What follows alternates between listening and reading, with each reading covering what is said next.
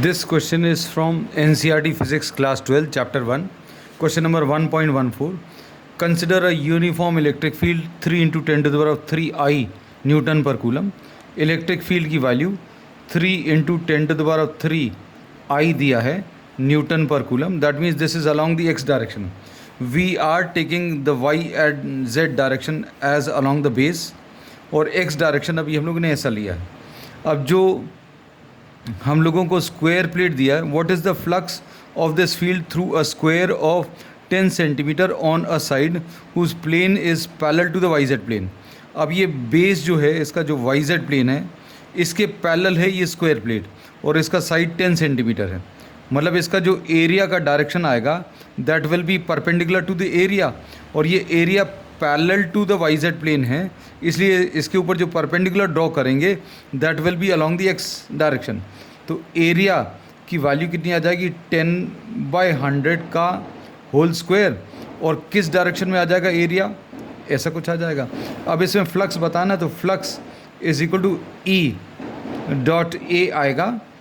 अब ई जो है 3 into 10 to the power of 3 दिया है आई और एरिया कितना है 1/100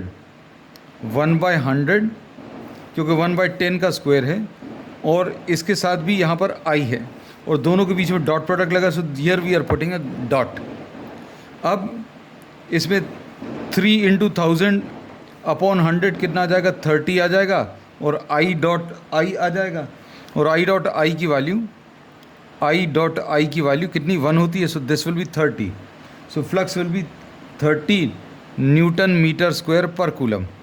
अब इसके बाद what is the flux through the same square if the normal to its plane makes an angle of 60 degrees angle with the x axis. तो electric field along the x direction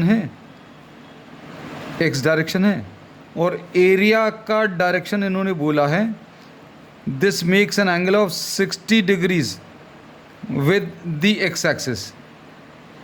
और direction कैसे मिलता है area का normal to the area. तो इन्होंने कहा what is the flux through the same square if the normal to the area makes an angle of 60 degrees. मतलब theta की वैल्यू डायरेक्टली 60 दी है तो फ्लक्स की वैल्यू कितनी आ जाएगी flux will be equal to E into A into cos theta.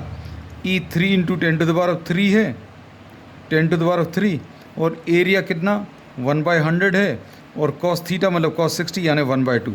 तो ये आ जाएगा 30/2 यानी 15 will be the answer.